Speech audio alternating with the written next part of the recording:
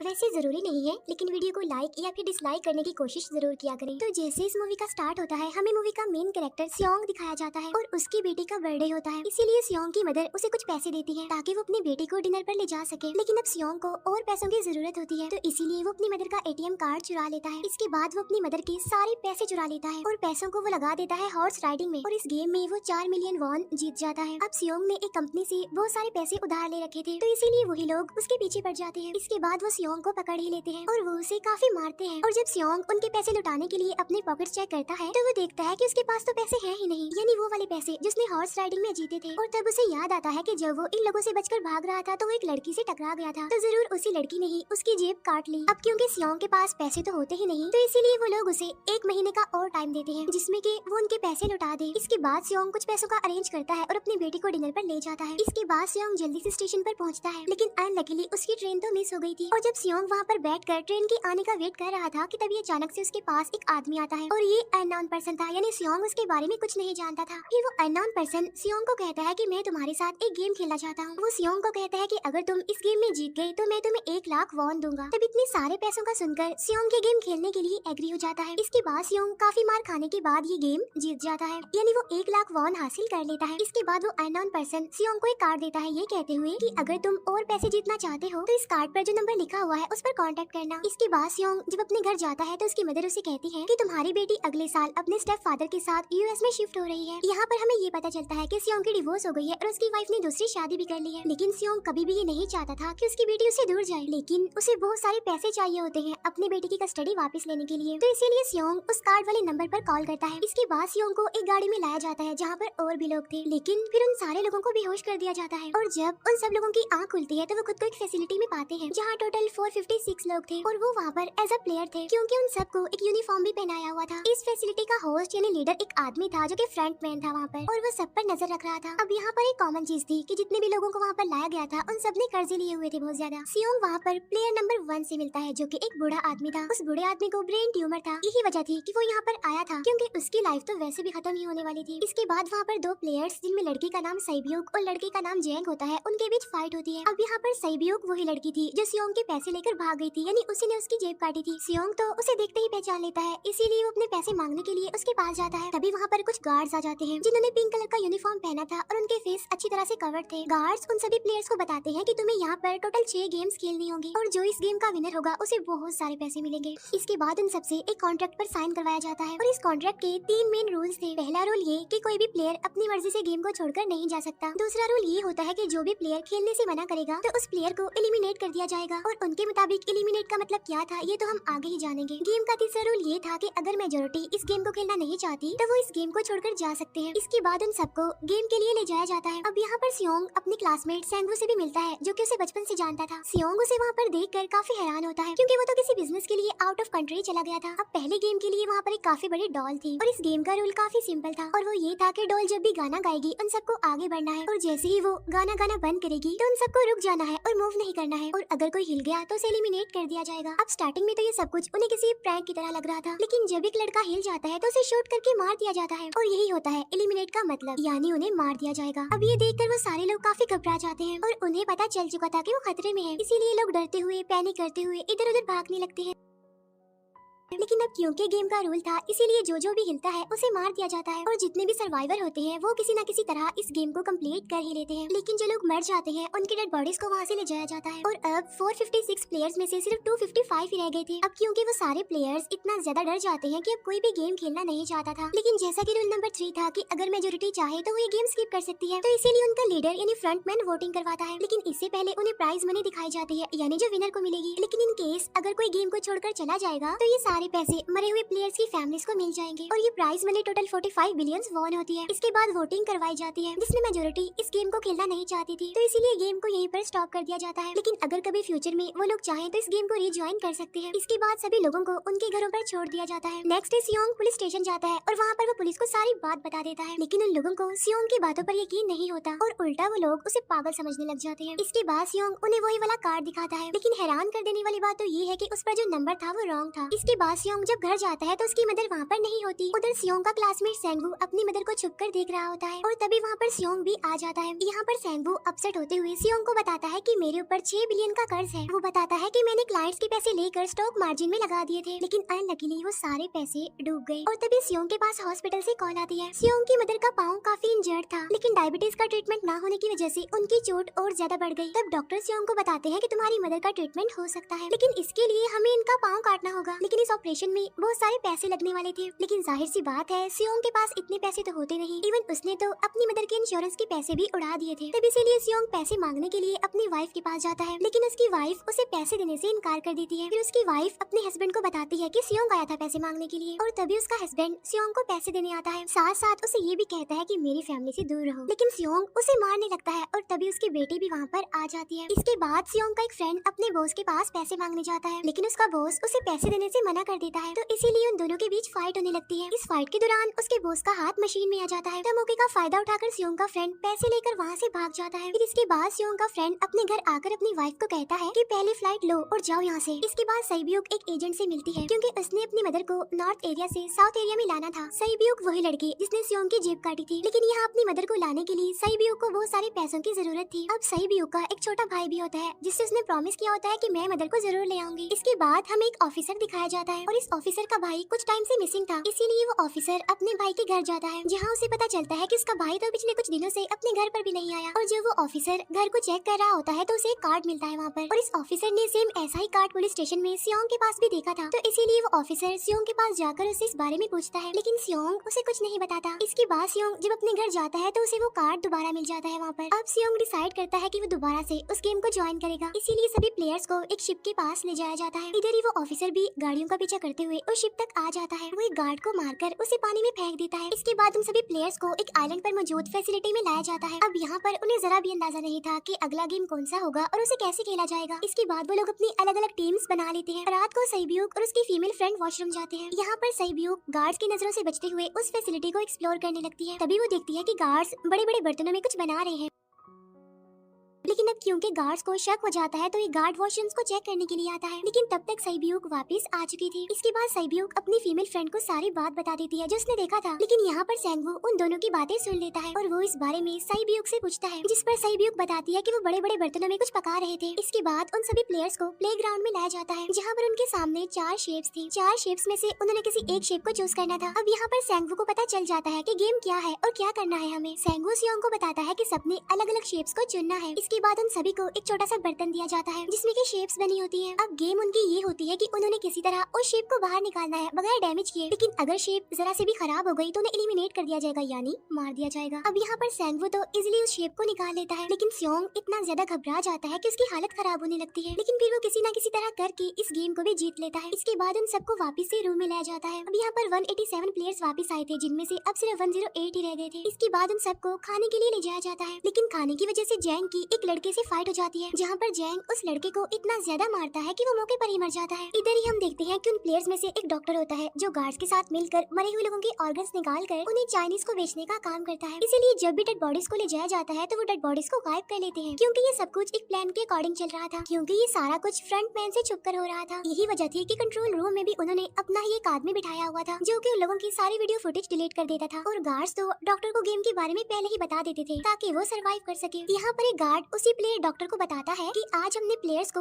जानबूझकर खाना कम दिया है ताकि वो आपस में लड़ने लगे, जिससे होगा ये कि सारे वीक प्लेयर्स गेम से आउट हो जाएंगे। साथ ही गार्ड डॉक्टर को अपनी अगली गेम के बारे में बता देता है। अब 30 मिनट के बाद वहाँ पर लाइट्स ऑफ होने वाली थी। अब यहाँ पर सेंगवू को पता था कि सियोंग की टीम जरूर कोई उल्टा काम करेगी, इसीलिए वो उस टीम को अपने पास बुलाकर उन्हें रिलैक्स रहने के लिए कहता है। उधर वो जो डॉक्टर प्लेयर होता है वो जैंग की टीम में शामिल हो जाता है। यहाँ पर डॉक्टर जैंग को बता देता है कि अगला गेम क्या होने वाला है। इसके बाद लाइट्स ऑफ हो जाती है और जैंग अपनी टीम के साथ मिलकर बाकी सभी को मारने लगता है। जैंग एक लड़की को मारकर सईब्यूक को मारने जाता है, लेकिन तभी सियोंग उसे बचा लेता है। इसके बाद गार्ड्स वहाँ पर आकर उन सभी को रोक लेते हैं और अब टोटल 80 लोग रह गए थे। इसके बाद उन सभी को तीसरे गेम के लिए ले जाया जाता है और यहाँ पर उन्हें 10-10 प्लेयर्स की एक टीम बनाने के लिए कहा जाता है, और वो लोग ऐसा ही करते हैं, अपनी अपनी टीम बना लेते हैं। अब क्योंकि जैंग को अगली गेम के बारे में पहले ही पता होता है, इसीलिए वो सईब्यूक की फीमेल फ्रेंड को अपनी टीम में नहीं रखता और वो अपनी टीम में सिर्फ मर्दों को ही रखता है। इसके बाद सेंगवू भी अपनी एक टीम बना लेता है। अब क्योंकि उन्हें एक प्लेयर की जरूरत थी तो इसीलिए इसीलिए सईब्यूक की फीमेल फ्रेंड उनकी टीम में शामिल हो जाती है और ये गेम असल में टग ऑफ वॉर का होता है, यानी उन्होंने अपने सामने वाली टीम को नीचे गिराना था। इसके बाद गेम स्टार्ट हो जाती है और जैंग की गेम बड़ी आसानी से इस गेम को जीत लेती है। इसके बाद बारी होती है सैंगवू की टीम की। तब प्लेयर नंबर 1 यानी वो बूढ़ा आदमी कहता है कि मैंने अपनी जिंदगी में बहुत सारी टग ऑफ वॉर्स खेल रखी है, इसीलिए उन सबको गाइड करता है कि इस गेम को कैसे जीतना है।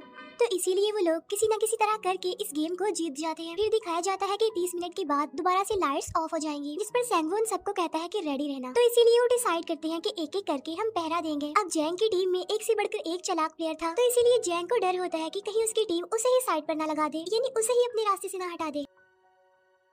दूसरी तरफ डॉक्टर और गार्ड्स मिलकर डेड बॉडी की ऑर्गन्स निकाल रहे होते हैं और इन ऑर्गन्स को डिलीवर करने जाना था गार्ड नंबर 28 एंड 29। तब वो सभी एक डेड बॉडी के बारे में बातें करने लगती हैं जिसकी सिर्फ एक किडनी थी और वो उसे ज़ॉम्बी कह रहे थे। अब यहाँ पर जो गार्ड नंबर 29 था, यानी जिसने वो ऑर्गन्स डिलीवर करने जाने थे, वो कोई और नहीं बल्कि वो ऑफिसर था जो गार्ड के बेस में वहाँ पर आया था। और ये सब बातें सुनकर उसे शक होता है कि शायद ये लोग मेरे भाई की बात कर रहे हैं, क्योंकि उसकी भी एक ही किडनी थी। इसके बाद नंबर 28 और 29 यानी वो ऑफिसर ऑर्गन्स को डिलीवर करने के लिए चले जाते हैं। रास्ते में वो ऑफिसर नोटिस करता है कि टनल में तो बॉम्ब लगा हुआ है। तब नंबर 28 उसे बताता है कि जब हम यहाँ से बाहर निकलेंगे तो इस जगह को ब्लास्ट कर दिया जाएगा। अब यहाँ पर वो ऑफिसर नंबर 28 से और इन्फॉर्मेशन लेने की कोशिश करता है, इसीलिए नंबर 28 को उस पर डाउट होने लगता है, इसीलिए वो उस ऑफिसर को अपना फेस दिखाने के लिए कहता है। अब यहाँ पर वो ऑफिसर अपना फेस भी दिखा देता है, साथ साथ वो नंबर 28 पर गन पॉइंट भी कर देता है। साथ साथ वो ऑफिसर उससे एक किडनी वाले आदमी के बारे में पूछता है कि वो कौन है जिसे तुम ज़ॉम्बी कहते थे, जिस पर वो नंबर 28 उससे कहता है कि वो तो एक लड़की थी। अब यहाँ पर नंबर 28 उस ऑफिसर को कहता है कि तुम लीडर के रूम में जाकर सारी इन्फॉर्मेशन देख सकते हो, वहाँ पर सबका डाटा है। ये जानने के बाद वो ऑफिसर नंबर 28 को मार डालता है। उधर वो डॉक्टर गार्ड से अगले गेम के बारे में पूछता है, लेकिन इस बार गार्ड्स को भी अगले गेम के बारे में पता नहीं होता। तब इसीलिए डॉक्टर को गुस्सा आ जाता है और वो एक गार्ड को पकड़ लेता है और उनकी फाइट होने लगती है। इसी फाइट में डॉक्टर उस गार्ड को मार कर वहाँ से भाग जाता है। इसके बाद एक गार्ड भी उसका पीछा करता है और वो दोनों प्लेग्राउंड में आ जाते हैं। यहाँ पर गार्ड डॉक्टर को अपनी बातों में फंसा कर उसे मारने वाला होता है, लेकिन तभी लीडर इन्हीं फ्रंटमैन आकर उसे मार डालता है और बाद में वो उस डॉक्टर को भी मार डालते हैं। साथ साथ इन्हीं वहीं पर नंबर 28 की डेड बॉडी भी मिल जाती है, जिससे इन्हें ये पता चल जाता है कि फैसिलिटी में कोई घुस गया है। उधर वो ऑफिसर लीडर इन्हीं फ्रंटमैन के रूम तक पहुंच जाता है। तब वो चेक करते करते एक ऐसे रूम में जाता है जहाँ पर सबके रिकॉर्ड्स थे, और जब वो ऑफिसर रिकॉर्ड चेक कर रहा होता है तो उसे सभी विनर्स की एक लिस्ट मिलती है, जिसमें उसके भाई का भी नाम था, यानी वो भी कभी विनर था। उधर सभी प्लेयर्स को 4th गेम के लिए ले जाया जाता है, जहाँ पर उन सबको अपना अपना पार्टनर चुनने के लिए कहा जाता है, और वो प्लेयर्स करते भी ऐसा ही है, अपना अपना पार्टनर चुन लेते हैं। सईब्यूक की फीमेल फ्रेंड भी अपना पार्टनर ढूंढने की कोशिश करती है, लेकिन कोई भी उसका पार्टनर बनने को तैयार ही नहीं था। इसके बाद सभी प्लेयर्स को 10-10 मार्बल्स दिए जाते हैं। असल में ये गेम ऐसी होती है कि एक प्लेयर को अपने पार्टनर से सारे मार्बल्स लेने होते हैं बगैर कोई जोर जबरदस्ती किए, और जो दूसरा पर्सन होगा यानी जिसके पास मार्बल्स नहीं होंगे उसे मार दिया जाएगा। फिर सैंगवू और सियोंग का फ्रेंड ऑड और इवन का गेम खेलते हैं, जिसमें कि उन्होंने गेस करना था कि सामने वाले के हाथ में कितने मार्बल्स हैं। अब यहाँ पर सियोंग का फ्रेंड सैंगवू के सारे मार्बल्स जीत जाता है, जिसकी वजह से लास्ट में सैंगवू के पास सिर्फ एक ही मार्बल बचता है। अब क्योंकि सैंगवू को पता चल चुका था कि अब वो बच नहीं पाएगा, इसीलिए वो सियोंग के फ्रेंड को अपनी बातों में फंसा कर उसे ये यकीन दिलाता है कि अगर हम में से कोई भी हार गया तो हारे हुए लोगों का मैच दोबारा करवाया जाएगा। अब यहाँ पर सैंगवू धोखे से सियोंग के फ्रेंड के सारे मार्बल्स चेंज कर देता है। इसके बाद सैंगवू मार्बल्स लेकर गार्ड को दे देता है और वहाँ से बाहर चला जाता है, और जब सियोंग का फ्रेंड मार्बल्स चेक करता है तो वहाँ पर पत्थर होते हैं। उधर प्लेयर नंबर 1 यानी उस बूढ़े आदमी की हालत खराब हो रही थी, इसीलिए वो तो इधर उधर घूम रहा था, लेकिन सियोंग किसी तरह उसे खेलने के लिए एग्री कर लेता है। अब यहाँ पर वो दोनों यानी वो बूढ़ा आदमी और सियोंग भी इवन आउट खेलते हैं। अब इनमें से वो बूढ़ा आदमी सियोंग के सारे मार्बल्स जीत जाता है, लेकिन लास्ट राउंड में वो बूढ़ा आदमी भूल जाता है कि उसने क्या चूज किया था। तो यहाँ पर सियोंग उसे बातों में फंसा कर उसके सारे मार्बल्स ले लेता है, लेकिन यकीन मानिए कि वो बूढ़ा आदमी काफी चालाक था। उसने एक मार्बल अपने पास ही रखा हुआ था और वो दोबारा से इधर उधर घूमने लगता है। अब यहाँ पर सियोंग उसे रिक्वेस्ट करता है कि प्लीज मेरे साथ एक और गेम खेलो ना। तब यहाँ पर वो बूढ़ा आदमी कहता है कि मुझे पता है कि तुमने सारे मार्बल्स धोखे से लिए हैं मुझसे। वो कहता है कि मुझे सब पता था, बस मैं पागल बनने की एक्टिंग कर रहा था।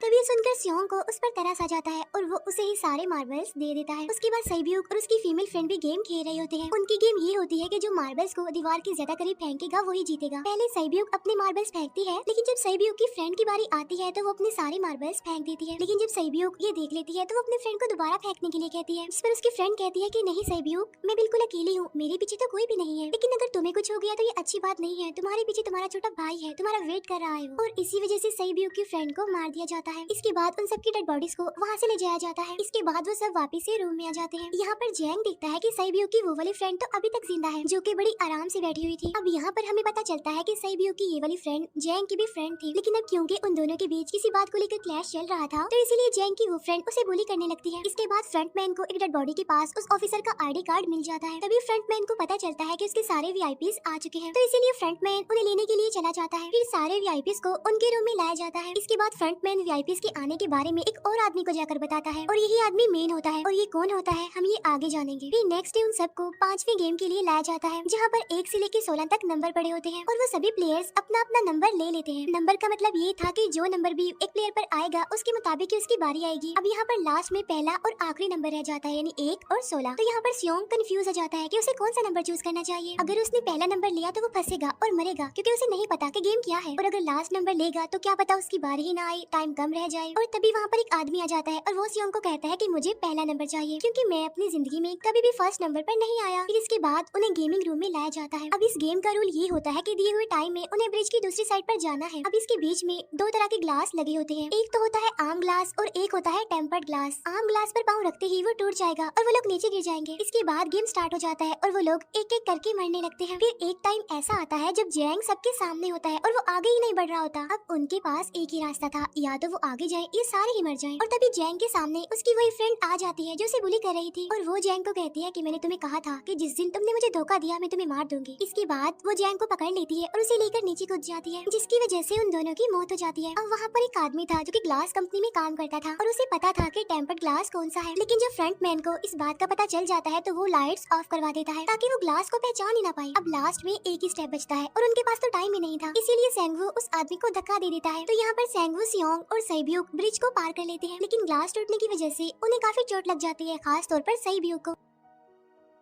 उधर उस ऑफिसर ने एक सर्वेंट को मारकर उसकी जगह खुद ले ली थी। अब एक वीआईपी को उस ऑफिसर पर शक होता है और वो उसे कहता है कि अपना मास्क रिमूव करो, लेकिन वो ऑफिसर कहता है कि ठीक है, लेकिन मैं अंदर जाकर अपना मास्क रिमूव करूंगा। इसके बाद वो ऑफिसर उस वीआईपी को लेकर अंदर चला जाता है। अंदर जाकर वो ऑफिसर उस वीआईपी को बेहोश कर देता है, और इस बात का पता फ्रंटमैन को चल जाता है। इसीलिए फ्रंटमैन उसके पीछे जाता है और वो उस ऑफिसर को देख लेता है। इसीलिए वो ऑफिसर वहाँ से भागकर आइलैंड पर आ जाता है। फ्रंटमैन भी उसका पीछा करते हुए वहाँ पर आ जाता है। अब यहाँ पर वो ऑफिसर अपने सीनियर्स को कॉल करने की कोशिश करता है, लेकिन कॉल कट हो जाती है। फिर वो ऑफिसर उन्हें सारे सबूत भेजता है, लेकिन वहाँ पर नेटवर्क नहीं था। इसके बाद फ्रंटमैन ऑफिसर को पकड़ लेता है और उसे उनके साथ चलने के लिए कहता है, लेकिन वो ऑफिसर तो उस फ्रंटमैन पर गोली चला देता है। इसके बाद फ्रंटमैन अपना मास्क उतार देता है, तो वो ऑफिसर देखता है कि वहाँ पर कोई और नहीं बल्कि उसका अपना भाई है वो। इसके बाद ऑफिसर का भाई यानी फ्रंटमैन उसे शूट कर देता है और वो जाकर पानी में गिरता है। उधर ग्लास लगने की वजह से साइबियो काफी इंजर्ड हो गई थी और उसका बहुत सारा खून भी बह रहा होता है। इसके बाद इन सर्वाइवर्स को डिनर के लिए ले जाया जाता है और उनके पास एक एक नाइफ भी रख दिया जाता है, मतलब रात में उन तीनों में से कोई भी एक दूसरे को मार देगा। तभी सियोंग नोटिस करता है कि साइबियो की हालत काफी खराब है, इसीलिए वो साइबियो को कहता है कि फिक्र मत करो, हम दोनों साथ हैं और इस गेम में हम दोनों मिलकर सेंगवू को हरा देंगे। इसके बाद हम दोनों यहाँ से बाहर निकल जाएंगे और पैसों को आधा आधा डिवाइड कर लेंगे। साइबियो उसे बताती है कि मेरा एक छोटा भाई है जिसे मैं ऑर्फनेज में छोड़कर आई हूँ, और अगर हम दोनों में से कोई भी जिंदा बचकर बाहर जाएगा तो उसे उन दोनों की फैमिलीज का ख्याल रखना होगा। अब साइबियो की हालत काफी खराब थी, उसे डॉक्टर की जरूरत थी, इसीलिए सियोंग कोई मदद लाने के लिए जाता है, लेकिन जब तक वो वापस आता है तब तक सेंगवू साइबियो को मार चुका था। फिर नेक्स्ट डे उन दोनों को गेम नंबर 6 यानी लास्ट गेम के लिए ले जाया जाता है। गेम का रूल बड़ा ही सिंपल था कि मार दो या मर जाओ, और इस गेम का नाम होता है स्क्विड गेम। इसके बाद गेम स्टार्ट हो जाती है और उन दोनों के बीच काफी फाइट होती है, लेकिन लास्ट में सेंगवू की हालत खराब होने लगती है। तभी सियोंग कहता है कि मैं इस गेम को रोकना चाहता हूँ, और तभी सियोंग सेंगवू को उसके साथ चलने के लिए कहता है, लेकिन सेंगवू तो अपने आप को ही मार डालता है, जिसकी वजह से सियोंग गेम जीत जाता है। फिर फ्रंटमैन सियोंग को कहता है कि तुम बहुत अच्छा खेले, लेकिन मुझे इसकी उम्मीद नहीं थी। इसके बाद सियोंग को उसके घर पर छोड़ दिया जाता है और उसके पास एक एटीएम कार्ड भी था, और जब सियोंग उस एटीएम कार्ड को जाकर चेक करता है तो वो दिखता है कि सारे पैसे उसके अकाउंट में भेज दिए जाते हैं। इसके बाद सियोंग अपने घर जाता है, लेकिन तब तक उसकी मदर की डेथ हो जाती है। इसके बाद हमें 1 साल बाद का सीन दिखाया जाता है,